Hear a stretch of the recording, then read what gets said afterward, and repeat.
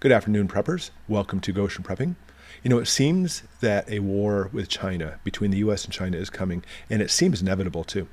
As China pushes its technology and ambitions, pushing into the future, the U.S., I hate to say, seems to be wasting away, at least under our current administration and current situation. It's awful. How long will it be until China finally says, you know what, the U.S. is no longer a threat, and decides to go ahead and launch with a campaign against Taiwan, and then from who knows where after that too. They made it clear, very clear, that's exactly what they're going to do. And we've made it very clear, the U.S. has, that we will defend Taiwan if that does happen. The United States defeats China in simulated war over Taiwan, but costs are high, says a new study on risks. War Games, a sophisticated new study of a simulated war between China and the U.S. over Taiwan, reveals Chinese forces would be defeated in the conflict, but with a high cost in casualties and heavy losses of U.S. and allied large ships and aircraft. They conducted 24 separate war game scenarios involving an amphibious assault by China across the 100-mile Taiwan Strait. Of course, that'll set off a war with Taiwan, the United States, and Japan. U.S. military officials say Chinese strategists see a military window for action against Taipei in the next few years. In most scenarios, the U.S., Taiwan, and Japan defeated a conventional amphibious assault, of course, conventional invasion by China, and maintained an autonomous Taiwan. However, it came at a very high cost. Even the most optimistic scenarios, the United States and Japan lose dozens of ships, hundreds of aircraft, and thousands of service members. Here's the scary part. Such losses would damage the U.S. global position for many years. China also suffers heavily. Its navy is in shambles, the core of its amphibious forces is broken, and tens of thousands of soldiers are prisoners of war. As I noted before, Chinese President Xi Jinping defined the retaking of Taiwan as a core interest of his government. Besides history, I love reading about war games and think tank type stuff, and I find this article for that reason to be very interesting. But I find that most Americans are polar opposites on the stance of this situation. Some say, even on this channel, that the U.S. wouldn't stand a chance. While I think most people would say China wouldn't stand a chance, and that China would simply just cripple very quickly. And I find that interesting in this article because it doesn't say that at all. It says that it will actually a heavy war and heavy losses between both of the countries. And I think that most Americans will agree that this is going to happen. It is inevitable. And looking at our current headlines, sooner than later. China, again, stages large-scale military exercises around Taiwan. Dozens of Chinese aircraft and 4 warships were spotted operating around Taiwan over the weekend as Beijing kicked off its first large-scale military exercise in the region in the new year.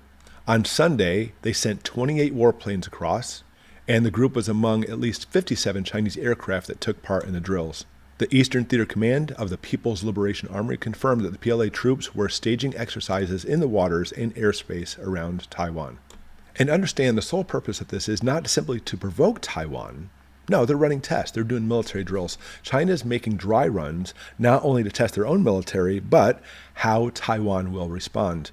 Taiwan is also ramping up their forces and making longer required military commitments. Well, and of course, the U.S. is involved as well. U.S. warship sails through Taiwan Strait, angers China. And in reality, this is nothing new. Washington, a U.S. warship sailed through the Taiwan Strait on Thursday, part of what the U.S. military calls routine activity. But, China calls it provocation. In a statement, the U.S. military said an Arleigh Burke-class guided missile destroyer, the Chung-Hoon, carried out the transit. And of course, the United States continues to push through making a naval presence in the area, all over the world. Ironically, the Chung-Hoon destroyer is named after a Chinese descendant admiral who commanded during World War II. But the war games and, of course, actual tensions are not just between China, U.S., and Taiwan. Japan's new national security strategy is making waves. Let's look at a couple bullet points. Japan's new national security strategy contains several groundbreaking commitments, including plans to deploy long-range counterstrike capabilities and to raise defense spending to 2% of its GDP. China and North Korea continue to cultivate anti-Japan sentiment with their domestic populations and within other countries in the region. A revolution for Japanese security policy is underway. With the release of its new national security strategy, Japan has sparked headlines claiming that the country is now abandoning pacifism and is committing to its largest military buildup since World War II. And if you haven't seen this in the news, this is huge. They are over doubling their budget from before and abandoning their pacifism. U.S. Japan unveiled plans to strengthen the alliance. The United States and Japan unveiled plans Wednesday to strengthen their alliance to help counter threats from North Korea and China, which they called the greatest security challenge in the region. In unusually blunt terms, the U.S. and Japanese foreign and defense ministers condemned China's increasing aggressiveness in the Indo-Pacific and elsewhere, calling out Russia for its war with Ukraine and castigated North Korea for ramping up its nuclear and missile programs. They are going to adjust American troop presence on the island of Okinawa in part to enhance anti-ship capabilities that would be needed in the event of Chinese incursion into Taiwan or other hostile acts in the South or East China Seas. Earlier Wednesday, Japan said it would begin constructing a pair of runways on the small southern island of Megashima, where joint exercises, including those of F-35 stealth fighters, amphibious operations, and missile interception, will start in roughly 4 years. The island, off the southwestern coast of Kagoshima, on the southernmost main island of Kyushu, will be a hub for troop deployment and munition supply in case of a conflict. Japan and the United States are moving one of their key flight exercise sites to the southern island, which is much closer to the U.S. Air Base in Iwakuni, home to an F-35 fleet, than the current training site on Iwo Jima, where one of the most bloodiest and iconic battles of World War II was fought. So you can see how things are ramping up.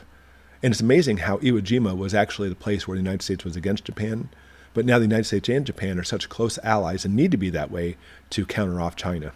China-Japan relations passed the point of no return amid Tokyo's military buildup. China sees Japan's huge defense spending as hostile, while Tokyo views Beijing's recent coercive actions as existential threats.